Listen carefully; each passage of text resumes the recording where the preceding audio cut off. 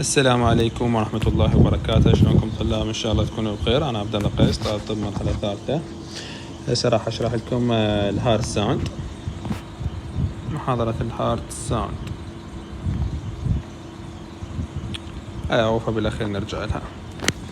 إنه إحنا نعرف إنه القلب أصوات القلب يتكون من أربع فور تشامبرز، 4 رتهات أو حجرات، اللي هو رايت اتريوم وليفت اتريوم ورايت فنتريكل وليفت فنتريكل. زين، رايت اتريوم وليفت اتريوم وليفت فنتريكل ورايت فنتريكل، يعني بطينين وأذينين. أوكي، زين. بين الليفت اتريوم والليفت فنتريكل ايش عندي؟ مايترال فالف. بين الرايت اتريوم والرايت فنتريكل ايش عندي؟ ترايكاسبيد فالف. زين، صمام ترايكاسبيد. زين، عندي بولمينري فالف متخصص انه للبولمينري ارتري، وعندي ايورتيك فالف متخصص للايورتا. زين، الايورتا ايورتيك فالف. وايضا هسه راح ناخذ مايترال ستينوسيس ومايترال ريجارجيتيشن. هسه راح نسولف عن شنو. زين، سويت لهم ملخصان، وعرفنا انه هذا الاس اي نودز وهذا الاي في نود والبوندل برانش وهاي بركنجي فايبرز. هذا نعرف شنو. زين، ايورتيك فالف احنا نعرف انه الدم منين يجيني. تعالوا هاي بالرقم 1، يعني شنو قصده؟ عندي من مايترال فالف راح ينفتح هنا، راح يجيني الدم من الليفت اتريوم الى الليفت فنتريكل. زين، هذا الدم مؤكسج لو غير مؤكسج؟ سؤال. طبعا يكون هذا الدم باكسجين. ليش؟ لان جاي عن طريق البولمينري فين، وهذا البولمينري فين منين جايني من الرئتين. جاي بولمينري فين بنسبة عالية من الاكسجين، راح يصب وين؟ تقريبا هنا 2 هنا، هذا 2 راح يصب من وين؟ بالليفت اتريوم. من خلالها راح يفوت من خلال عبر المايترال فالف، طبعا وين؟ بالليفت فنتريكل. لما يصير عندي تقلص بالليفت فنتريكلز، لما يتقلص الليفت فنتريكل عندي المايترال فالف وترايكاسبيد فالف. عندما الفنتريكل يتقلص، مايترال فالف وترايكاسبيد فالف راح ينسدن هذين الصمامين، راح ينفتحن اياهن ايورتيك فالف والبولمينري فالف، ندري بها. زين، الدم الجاي من الليفت اتريوم للليفت فنتريكل لما يصير بتقلص الليفت فنتريكل، الدم راح يعبر بالايورتيك فالف، عبر الايورتيك فالف ويمشي بالايورتا ويروح يغذي جميع انحاء الجسم، يروح لي بالسيستميك سيركوليشن. وهذا الدم يكون اكسجين ريتش بلاد تو ذا بودي. زين، يروح يغذي لي الانسجه. زين، عندي هذا بالرقم 1. الرقم 2 بولمينري فالف. شنو بولمينري فالف؟ هذا موجود صمام، موجود وين؟ على البولمينري ارتري. ايضا قلنا الدم اللي يجيني من جميع انحاء الجسم عبر الاورده، بالاخير اللي يجيني من الراس من الاعلى بالسوبيريور فينا كافا يصب، ومن الاسفل بالانفيريور فينا كافا. وهذين الاثنين وين يصبن؟ السوبيريور والانفيريور فينا كافا يصبن بالرايت اتريوم. الدم يكون غير مؤكسج، يعني جاي من انحاء الجسم الى القلب يرد، هذا الدم يكون غير مؤكسج، ما بي اكسجين. وين راح يجي؟ صب الرايت اتريوم عبر الترايكاسبيد فالف، عبرهن، وراح يجي للرايت فنتريكل. صار هنا تقلص بالفنتريكلز، الرايت فنتريكل تقلص. ايش راح ينسد عندي؟ ينسد عندي الترايكاسبيد فالف، راح ينفتح عندي شنو؟ البولمينري فالف. ينفتح البولمينري فالف، الدم الغير مؤكسج راح ينطلق وين؟ بالبولمينري ارتري. وين يروح بالبولمينري ارتري؟ يروح الى الرئتين.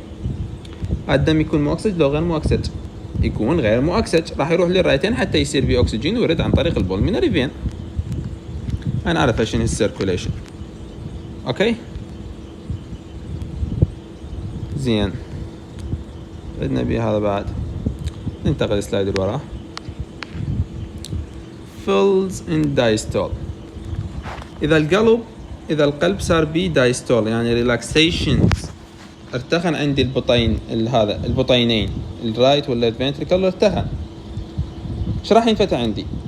ينفتحن عندي المايترال والترايكاسبيد فالف، حتى البطينين يقومون يملن بالدم. تقريبا هو يملي 130 مل اتذكر بالفاسلجن مال كارديوفاسكولار سيستم هو يمتلئ البطين 130 مل، وفقط 75 يمكن هيك الى 90 اتذكر او هيك شيء، هذني راح يطلعن، راح تبقى نسبة تقريبا 50 مل بالبطينين. ليش حتى هذني يبقى؟ حتى القلب خاف ان يتقلص، لما هو راح يتقلص حتى يضخ الدم، حتى ما يظل متقلص مستمر بالتقلص، او يلقى مثلا السائل او شيء حتى يرد الوضع الطبيعي، عم يملي من جديد. زين، بحالة الدايستول اذا القلب كان بيه دايستول مرتخي، البطينين مرتخيات، هنا مباشرة الصمامات راح ينسدن ياهن الايورتيك والبولمينري فالف، هذين مسدودات. حتى شنو؟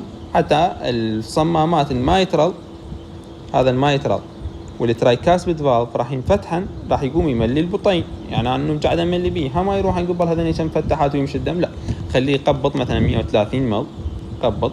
لما يجي يصير بحالة سيستوليك، هناش راح يصير عندي بالسيستول مباشرة هذين ينسدن المايترال والترايكاسبيد فالف ينسدن وينفتحن الايورتيك فالف والبولمينري فالف راح ينفتحن حتى الدم يمشي. اوكي، يروح لجميع انحاء الجسم، ويروح ايضا عن طريق البولمينري ارتري الى الرئتين. هاي بالسيستوليك ريج. اما بالدايستول يكون مسددات الايورتيك والبولمينري مفتحات، يعني مايترال وترايكاسبيد. ليش؟ لان الدايستول بطينين جاي يملن بالدم، يمتلن. اوكي، بامز ذا بلاد ان سيستول، يعني بالسيستول انه ما راح يتقلص البطينين. هنا أنا عندي شوف بالسيستول المايترال والترايكاسبيد فالف مسدودات، هذني مسدودات راح يغلقن. صار عندي تقلص بالبطينين، يعني بطينات هذين البطينين تقلصا، الرايت والليفت فنتريكل تقلصا. نتيجة التقلص هذا ايش راح يفتحن عندي؟ راح يفتحن عندي الايورتيك فالف والبولمينري فالف. زين، الفتحن الايورتيك فالف والبولمينري فالف، الدم راح ينطلق بالبولمينري ارتري والايورتيك ارتري الى جميع انحاء الجسم، وايضا عن طريق البولمينري ارتري يروح الى الرئتين. هاي بحالة شنو؟ السيستول. اذا بحالة السيستول شنو مفتحات؟ ايورتيك والبولمينري فالف. حالة الدايستول شنو مفتحات بالدايستول؟ يعني بطينين راح يفتحن، يريدن يملن، راح ينفتح طبعا عندي المايترال والترايكاسبيد فالف. حالة الدايستول. تعالوا هذا نشينها يعني معناتها. شوف بالدايستول ملخص هذا مسوي له. بالدايستول مسار، شنو مسار يعني؟ مسار معناتها MSAR. شنو MS؟ شنو AR؟ شوف احنا مو قلنا دايستول ايش راح يصير عندي؟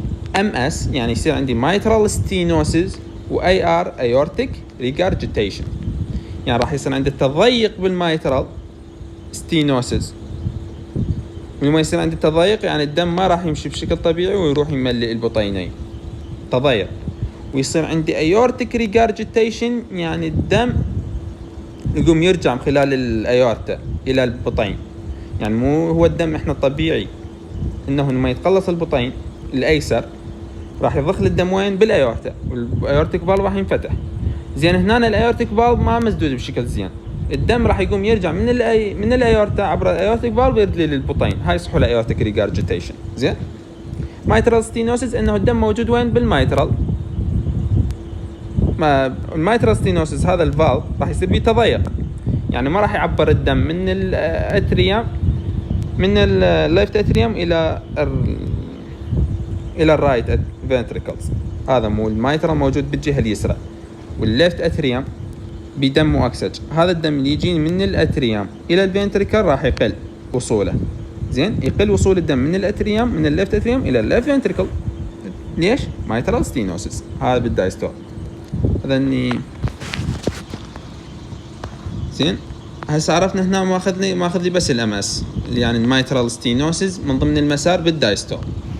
زين، ندور على اي ار. وين هالاي ار؟ هاي الاي ار. شوف بالدايستول اي ار عندي، يعني شنو اي ار؟ ايورتيك ريجارجيتيشن.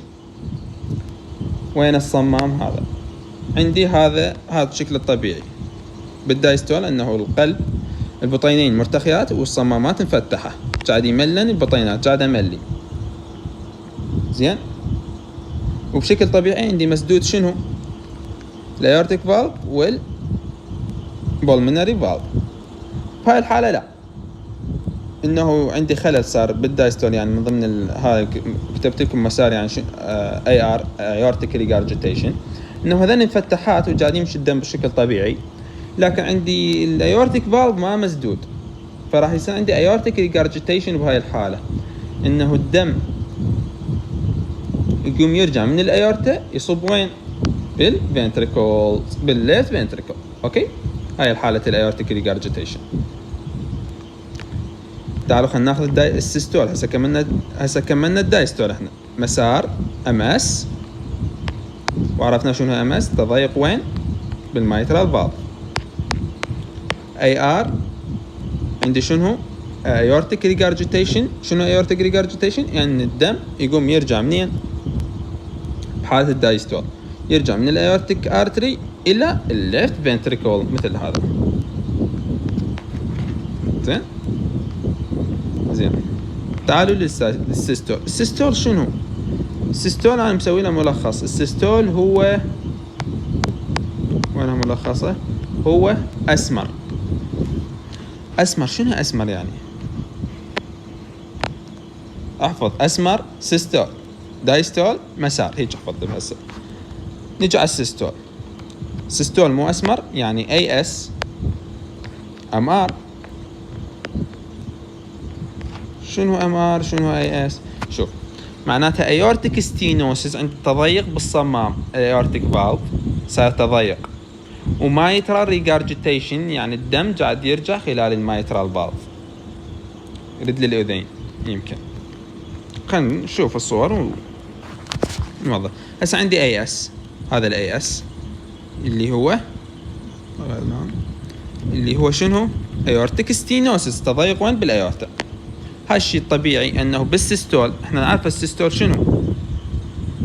البطينين متقلصات، الدم راح ينطلق خلال الايورتيك، خلال الايورتا وخلال البولمنري ارتري، يعني الصمامات مفتوحه الايورتيك فالف والبولمنري فالف، لكن مسدده عندي شنو؟ المايترال فالف والترايكاسبيد فالف مسدده عندي. زين، هذا الشكل الطبيعي، هذا طبيعي. نيجي للشيء مو طبيعي، انه صار عندي ايورتيك ستينوسيس، انه هاي مسدده الطبيعيه وهذين مفتحات، بس عندي بالايورتا راح يصير عندي خلل. ايورتا راح يصير بيها ستينوسيس، تضيق، يعني الدم يمشي بشكل قليل الى جميع انحاء الجسم. شوف هاي دم هنا عنده هواي، راح يصير هاي النقاط. شنو النقاط هاي؟ يعني الدم عنده تضيق بهذا الصمام ايورتيك فالف. لما يتقلص البطين الايسر، واحنا الطبيعي انه يتقلص البطين الايسر راح يضخ الدم الموجود تقريبا 70% نفرض من 70 مليلتر الى جميع انحاء الجسم، انضخم. صار عندي تضيق، خلل، صار ايورتيك ستينوسيس، الدم راح يقل. يعني كان هو 70 جزء هسه يمشي ل 30 40 من اصل 70، يعني هذا شيء مو طبيعي. فالتضيق عندي صار وين؟ بالسيستول، يعني بحالة تقلص البطينين، وصار عندي تضيق بالصمام الايورتيك فالف. هذا اول واحد اي اس، اسمر، من ضمن الاسمر. زين ام ار شنو؟ هسه ناخذه. هذا الام ار مايترال ريجارجيتيشن. هاي ريجارجيتيشن ارتجاع الدم الطبيعي بالسيستول، يعني البطينين يريدن يتقلصن، راح ينفتحن عندي الايورتيك فالف والبولمنري فالف، راح ينسدن عندي المايترال فالف والترايكاسبيد فالف. هذا الطبيعي بالسيستول. صار عندي خلل بالسيستول، والعارف الخلل الموجود بالسيستول اثنين، هو اسمر، كلمة ملخصة اسمر، يعني اي اس ايورتيك ستينوسيس، ومايترال، وام ار مايترال ريجارجيتيشن. هسه شرحنا احنا تونا الايورتيك ستينوسيس، راح ناخذ المايترال ريجارجيتيشن. شنو المايترال ريجارجيتيشن؟ احنا مو قلنا الطبيعي انه المايترال فالف مسدود بحالة السيستول؟ هنا راح يصير عندي مايترال ريجارجيتيشن. هذين فتحات منتهين، معناته هذين مفتحات ما نسولف عنها، عندنا مايترال ريجارجيتيشن. حالة السيستول مايترال ريجارجيتيشن مسدود هو. هنا لا، راح ينفتح شوية، الدم راح يرجع من البطين إلى الأذين. هذا البطين الأيسر راح يرجع إلى الأذين الأيسر الدم. شوف يعني مايترال ريجارجيتيشن حالة. زين، هاي وين حالة تصير المايترال ريجارجيتيشن؟ بالسيستول. ام ار اس مر. اوكي زين. هسه كملنا هاي مال اسمر ومال مسار، شرحناها اثنين. تعالوا خلينا ناخذ الاصوات اللي هو الاس 1 اس 2 ساوند رقم 1 ساوند 2 ساوند 3. هذا الاصوات نسمعهم بالقلب. closure of mitral and tricuspid valve. اذا الاس 1 الصوت الاول اللي راح اسمعه انه نتيجة انسداد المايترال والترايكاسبيد فالف اللي راح ينغلقن الصمامات الاتريو فنتريكولار فالف يسمحونهن، اللي بين من؟ بين الاتريوم رايت وليفت اتريوم وبين الرايت وليفت فنتريكلز. لما ينسدن هذا راح يطلع لي اول صوت اللي هو الاس 1 اللي هن ذني مايترال فالف والترايكاسبيد فالف. اوكي ينسدن. فإذا لقينا اس 1 صوته عالي شوية أو لقيناه ناصي، شنو السبب؟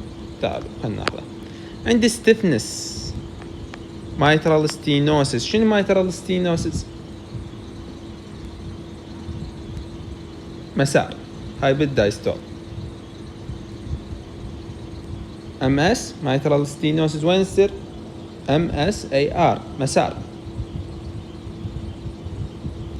زين، إذن هاي بحالة الدايستول مسار. زين، بوزيشن تاكيكارديا. هذا الشخص عنده تاكيكارديا، زيادة بضربات القلب. هاي بالأس1 مرتفع. زين، أس1 لقيناه قليل معناته بروبر كلوجر واللي هو MR.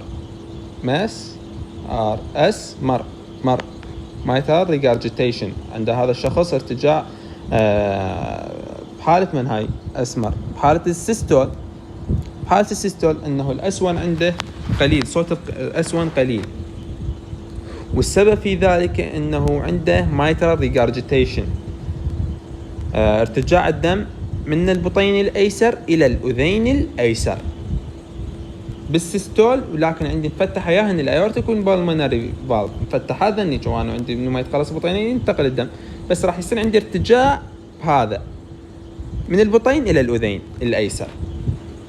زين، فلذلك راح اسمع الاس 1 قليل. فانت شو تسوي؟ احفظهن. اس 1 عالي ستيفنس ام اس، بوزيشن تاكيكارديا. اس 1 قليل بروبر كلوجر ام ار اتش، ام اس ام ار. هذا فرق بيناتهم، وعندي بس تاكيكارديا نضيفها. تعالوا للاس 1. اس 1 شنو؟ الاس 1 هو انسداد وين؟ بالايورتيك والبولمينري فالف. يعني انسدن عندي الصمامات مع الشريان الاورطي، الشريان الابهر والشريان الرئوي البولمينري ارتري. زين، انسدن الصمامات مالت الفالفات. بيا حالة ينسدن بحالة الدايستول. زين، حالة الدايستول قلنا انه الايورتيك والبولمينري يسدن، لكن يفتحن عند المايترال والترايكاسبيد اللي هن هذن يكونن بين الاذينين والبطينين. فبالتالي حتى املي البطينين بالدم، حتى البطينين يمتلئن، يعني يصير بين تقريبا هو يمتلئ هو ب 130 مل. زين، فشو يقول هنا؟ closing pressure in aorta and pulmonary arteries. راح ينسدن هذني الصمامات. راح مثلا القى عندي الصوت الاس 1 اس 2 عالي والاس 1 اس 2 قليل. اس 2 عالي شنو سببه؟ سيستميك هايبرتنشن وبولمونري هايبرتنشن. احنا مو هو اسمه ايورتيك وبولمونري فالف، وهنا راح ينسدن خاص بين. فالسيستميك ايورتيك يعني معناته السيستميك هو الايورتيك. ليش؟ لان الشريان الابهر الايورتا راح ينقل لي الى جميع انحاء الجسم، جميع السيستمات يغذيهن شريان، والشريان يكون دمه مؤكسج، جميع الاعضاء تريد دم مؤكسج. زين، بولمونري هايبرتنشن هو بولمونري فالف خاص بي، فيصير عندي ضغط عالي بالبولمونري artery. اوكي، فانسد عندي البولمينري فالف نتيجة شنو؟ البولمينري هايبرتنشن صار عندي الصوت الاس 2 عالي. زين اس 2 قليل، اي اس بي اس. شنو اي اس بي اس؟ aortic stenosis pulmonary stenosis، يعني تضيق بالحالتين. يعني الايورتا لما يتقلص حالة السيستول، احنا مو قلنا اي اس يعني ايورتيك ستينوسس، تضيق بالايورتا. الدم ما راح يمشي ما راح ينضخ من البطين الايسر الى جميع انحاء الجسم، ينضخ بس بنسبة قليلة. احنا قلنا هو 130، البطين يمتلي 130، راح اضغط 70، صار عندي ايورتيك ستينوسس. ايش قد راح يمشي من 70؟ يعني تضيق، يعني مو طبيعية، هاي شيء مو طبيعي. جزء يمشي 30، جزء 40، حسب، افترض 30 او 40، يعني صار عندي تضيق والدم راح يكون قليل اللي راح يصل للانسجة للسيستميك بالسيستميك سيركيليشن. زين البولمونري ستينوسيس عندي الدم صار عندي تضيق بالبولمونري فالف، فالدم يجي من البطين الايمن الى الرئتين راح يكون قليل. اوكي، فلذاك S2 يكون صوتها ناصي او قليل. S1 هنا عالي بحالتين، S2 قليل بحالتين. زين، هاي ايورتيك ستينوسيس. شوف انه الدم يجي من البطين الايسر يريد يمشي بالبولمونري فالف، نسبته قليله، تكون نسبته قليله بالايورتيك ستينوسيس، الدم يكون نسبته قليل. بولمونري ستينوسيس انه تضيق بالبولمونري فالف، هذا البولمونري فالف يصير بيه تضيق.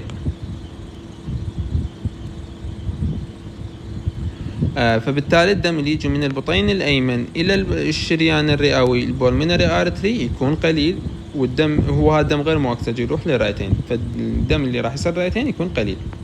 اوكي، حالة من هاي اي اس وبي اس، يعني ايورتيك ستينوسيس وبولمونري ستينوسيس، حالة الاس 2 وتكون قليلة واضحة. زين، اس 3 شنو الاس 3؟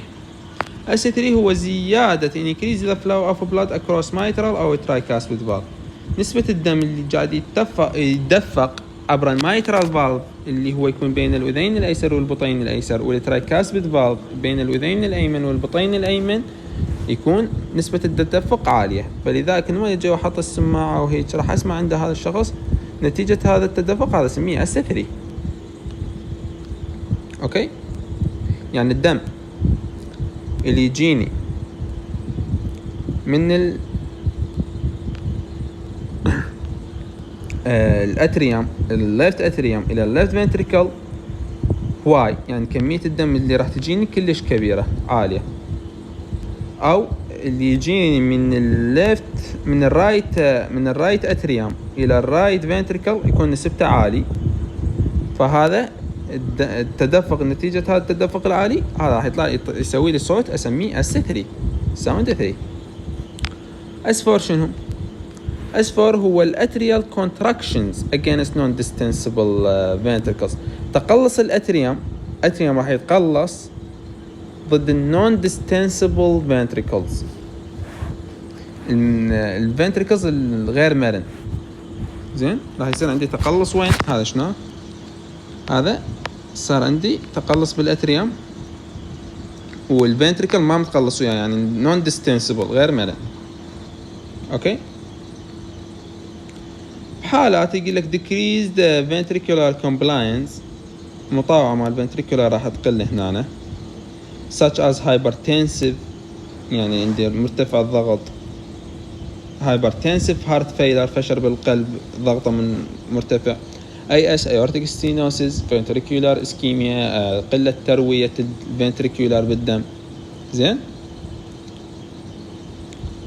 فيسوي لي atrial S4. This appears if the patient develop AF aortic fraction out. AF ما أعرف من المختصر، ما أتذكره. زين، هذا الصوت يختفي إذا المريض صار عنده تطور بالAF. هسه تعرف الأس 4 شنو؟ الصوت الرابع انه الاذين راح يتقلص اتريال كونتراكشن ضد من؟ against non-distensible ventricle. هذا التعريف الأسود. اكو شيء صعوبة لآدة ساوند مهمات هذني opening snap و ejection click. شنو opening snap شنو ejection click؟ opening snap هي مثل فتحة الباب. opening of rigid mitral or tricuspid valve انه راح افتح الميترال او الترايكاسبيد فالف rigid صلب زين او الخشن او هيك شيء. هذا يطلع لي الصوت يسمونه opening snap. ejection click mitral والترايكاسبيد عرفناه هن يكونون بين الاذين والبطين يصحوا له اتريو فنتريكولار فالف. بينما ejection click هو من اسمه ejection قذف او اندفاع الدم او ضخ الدم من البطين الى الاذين. ايش راح يصير عندي؟ فتح غير طبيعي abnormal بالايورتيك والبولمينري فالف هو يصحوا له ejection. فشي اكيد صار عندي مثل السيستول يطلع لي صوت هيجي يعني بالايورتا والبولمينري فالف غير طبيعيات يعني هذني. هذا صوت اضافي هو ejection click. اوكي. MS MR mitral stenosis mitral regurgitation aortic stenosis والaortic regurgitation early diastolic murmur early systolic murmur AS بالاearly systolic murmur. MR mitral regurgitation sponge systolic murmur.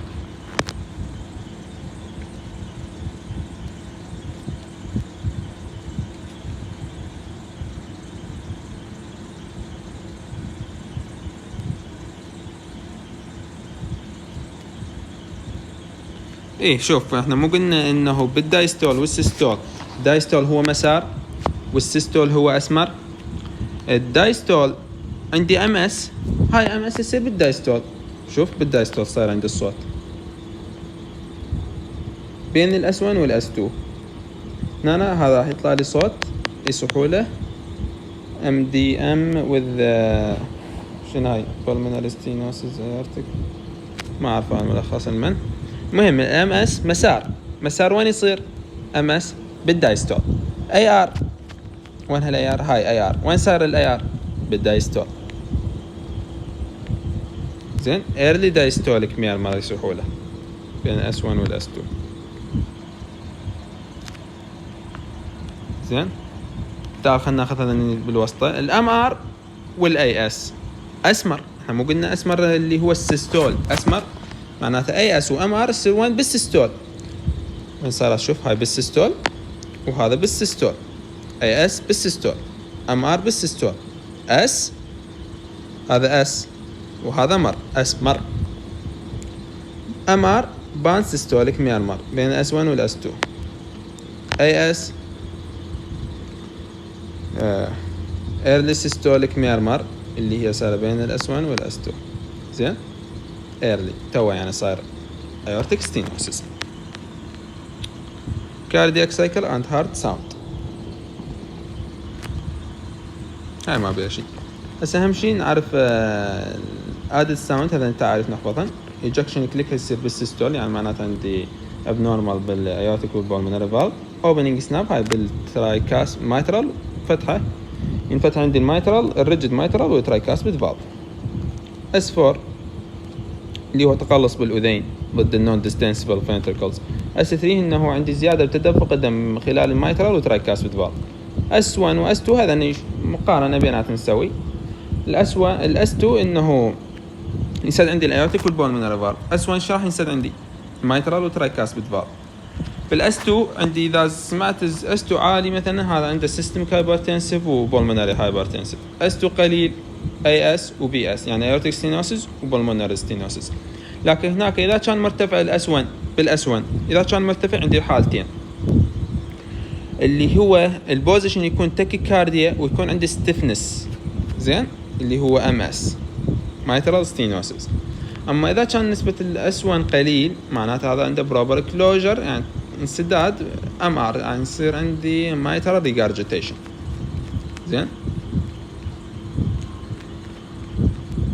وهاي مال أسمر ومسار عرفناه. تعال خلينا ناخذ الميرمر. شنو الميرمر تعريفه؟ الميرمر هو صوت موسيقي يا اما يكون شديد او قليل more or less musical sound. راح تسبب هذا شنو سببه؟ السبب مالته هو turbulent blood flow in heart. زين.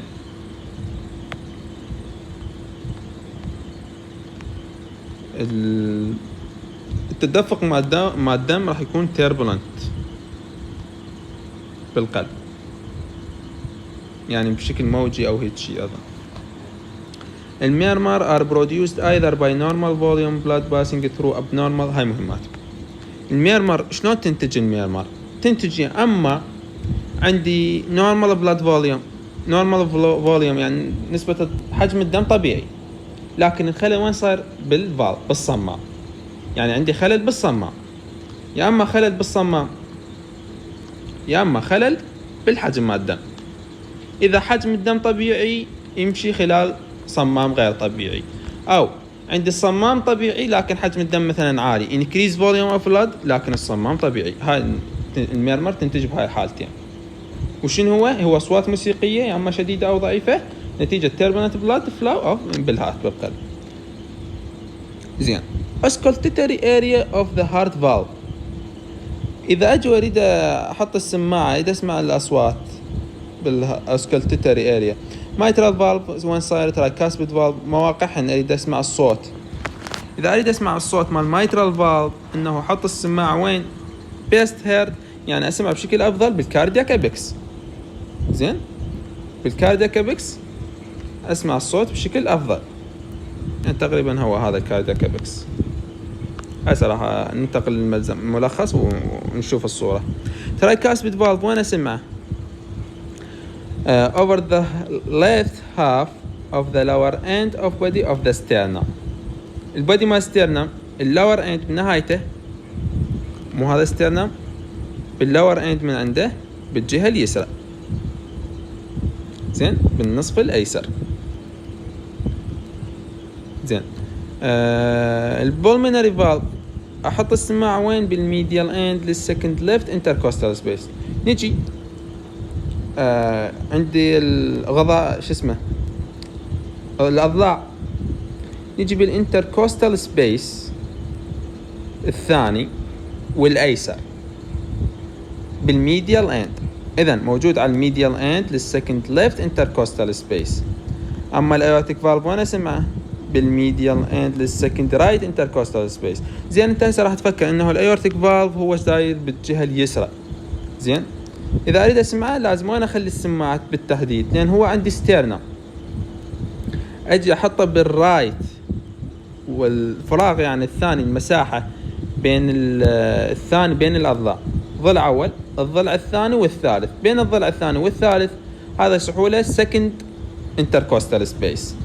زين. إذا كان بجهة اليمنى باليمنى أحطه على الجهة اليمنى الصدر المريض اليمنى، أحط السماعة. إيش راح أسمع هنا؟ إذا أحطها بالفراغ الثاني بين الأضلاع اللي هو بين الضلع الثاني والثالث على الجهة اليمين بالميديال اند، يعني الميديال اند للستيرنم ويا الستيرنم، أسمع يورتيك فالف الصوت هناك. تعالوا خلنا ناخذ هذا الملخص. هارت ساوند عندي مايترال ايورتيك وترايكاسبيد وبالميناري فالف. هذا الفالفات. شوف المايترال بين من مايترال؟ بين الليفت اتريوم والليفت فنتريكل. ترايكاسبيد بين الرايت اتريوم والرايت فنتريكل. زين. هذا المايترال بين الليفت اتريوم والليفت فنتريكل. زين. عندي الايورتا بين من الايورتيك؟ الايورتا يكون بين الليفت فنتريكل والايورتا الشريان الابهر. زين. بين الليفت فنتريكل والايورتا. ليش؟ لان هو خلال تقلص البطين الايسر راح ينضغط الدم المؤكسج خلال الايورتا ويروح بالسيستم السيركيليشن. زين. البولمينري فالف تكون بين الرايت فنتريكلز والبولمينري ارتري. زين. أريد أسمع الأصوات. مايترال فالف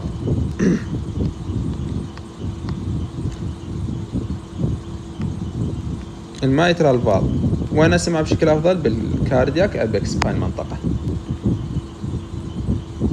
هذا إذا موقع المايترال فالف هنا أنا أحطه جوا الحلمة النبل على الجهة اليسرى. زين. تقريبا هو وين صار؟ 1 2 3 4 5 بالفيفث انتركوستال سبيس تقريبا موقعه. اوكي، او تحت الضلع السادس، 1 2 3 4 5 تحت الضلع السادس مايترال فالف، يعني هو موقع الابيكس هنا، كاردياك ابيكس. اسمع صوت المايترال فالف. ايد اسمع صوت الترايكاسبيد فالف، الصمام الترايكاسبيد اللي راح يكون بين الرايت والاتريوم والرايت فنتريكلز. اسمع بشكل افضل بالليفت هاف اوف ذا لور اند اوف بودي اوف ستيرنم. زين، هذا موقع اذا اريد اسمع صوت الترايكاسبيد فالف انه وين احطه. هاي اللور اند بالليفت هاف الجهة اليسرى، النصف الايسر من الصدر، اللور اند اوف بودي اوف ستيرنم. وين الاسترنم؟ هذا الاسترنم، هذا عظمة الاسترنم. الجهة اليسرى إلها الليفت هاف اللور اند اوف بودي اوف ستيرنم، راح اسمع صوت الترايكاسبيد فالف. هذا مكان تحديد بالتحديد. اذا اسمع صوت الايورتيك فالف او بولمنري فالف. ده البولمنري فالف. البولمنري فالف موجود وين؟ بالميديال اند، اثنين بالميديال اند، هي والايورتيك فالف.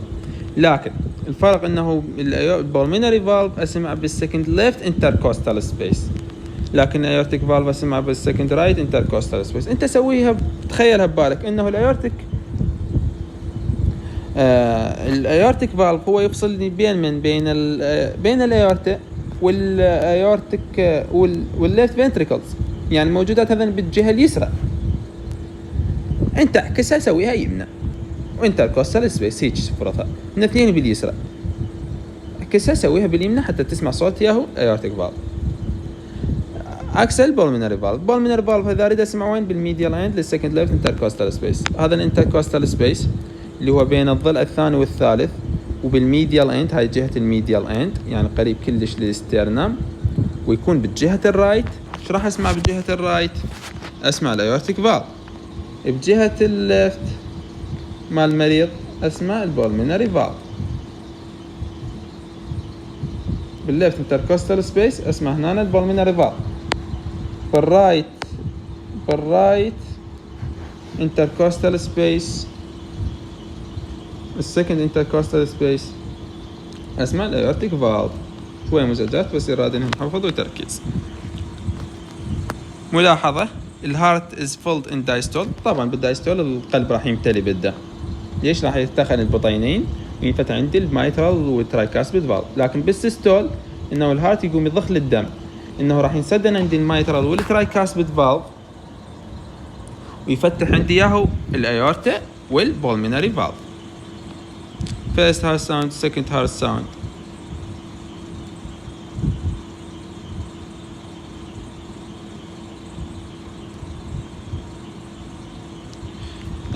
مثل ما قلنا انه هي هاي الملزمة تقريبا هو جايبها، هذا الملخص مسوي من الملزمة المستنصرية. احنا اعتمدنا على الهارت ساوند اللي هي هاي هارت ساوند 2023 الدكتور اللي منزلها، بس احنا راح ناخذ شوية من عندها حتى نفتهم اكثر.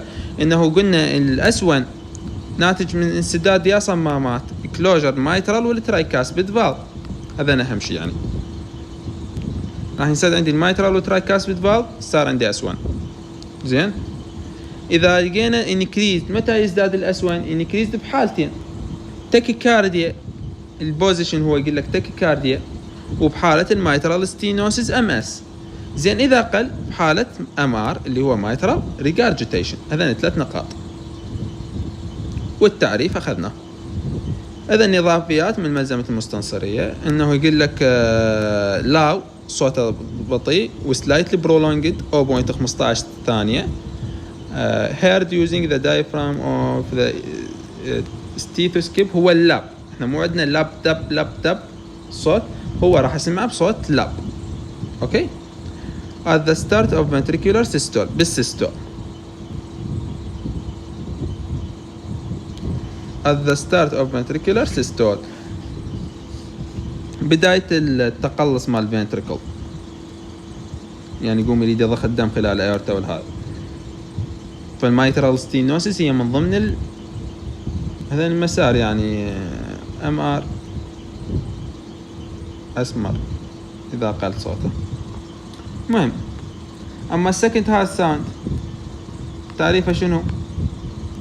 انسداد وين؟ بالايورتيك والبولمينري فالف، يزداد بحالتين ويقل بحالتين. قلنا اذا يزداد بحالتين اللي هو السيستميك هايبرتنسيف والبولمينري هايبرتنسيف او تنشن، ويقل بحالتين اللي هو اي اس ومو اي اس وبي اس اللي هو ايورتيك ستينوسيس وبولمينري ستينوسيس. متى هذا يحدث؟ يحدث after the end of ventricle systole، بنهاية الفنتريكولار سيستول، والصوت اللي اسمعه داب.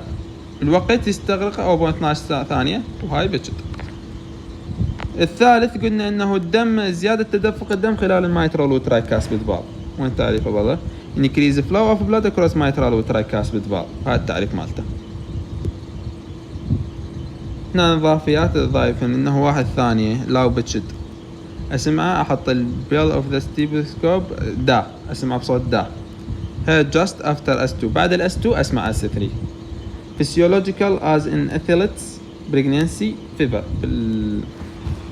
هاي الحالات اذا فسلجيا ينسمع صوت ال S3. pathological بالolder adults and elderly with heart disease and S3 often means heart failure. اذا S3 يعني غالبا اذا سمعت ال S3 بصوت الدا هذا الشخص عنده heart failure اذا كان باثولوجي. اذا كانت مثلا مرأة حامل او شخص عنده حمى او اثليتس هذا بشكل طبيعي اسمع صوت ال S3. اما الشيء مو طبيعي هو الباثولوجيكال بالناس الكبار بالعمر، زين، ولا عندهم امراض بالقلب. الصوت الرابع اللي هو التقلص الاتريوم ضد النون ديستنسبل فنتريكلز، هذا تعريفه. زين، soft low pitched اسمعه، احط البيل اوف ذا ستيثوسكوب صوت بلا. زين، صوت بلا الصوت مالته نسمع. increased by systemic or pulmonary hypertension اسمع بعد قبل الاسون. قبل الاسون يعني بعد ما صار، يعني ما انسدن عندي الميترال والترايكاسبيد فالف، يعني قبله ما ينسدن اسمع صوت بلا اللي هو S4. هذا دائما يكون باثولوجيكال caused by decreased ventricular compliance، تسبب نتيجة نقصان بالمطاوعة الفنتريكلز ventricular compliance، مثل hypertensive heart failure aortic stenosis ventricular ischemia. تعريف الميرمر هي أصوات موسيقية عالية أو واطئة نتيجة turbulent blood flow in the heart، سولفناها. السبب ميرمر أنتج يا أما عندي يا أما صمام غير طبيعي وحجم دم طبيعي، أو العكس، يعني يكون صمام طبيعي وحجم دم غير طبيعي. يا أما normal volume of blood حجم دم طبيعي، صمام غير طبيعي يمشي خلال صمام غير طبيعي، أو العكس إنه عندي حجم الدم عالي لكن الصمام يكون طبيعي. وهاي الملزمة احتمال إن أكثر شيء يكون على هاي الملزمة. زين، اللي هي 19 سلايد. هاي الملزمة إذا تريد تاخذون من إذا تريد توسع أكثر معلوماتك هذا المقارنات، وهاي الصورة مهمة كلش حتى تحفظك بيمن مواقع سماعك للصوت مال مايترال فالف وترايكاسبيد فالف والايورتيك فالف. ايورتيك فالف احفظها على اليمين، بولمينري فالف على اليسرى، يسرى بولمينري فالف، وايورتيك فالف على اليمين. بس هذا نقارن بيناتهم. اوكي، هسه هنا ننهي المحاضرة. اتمنى استفادت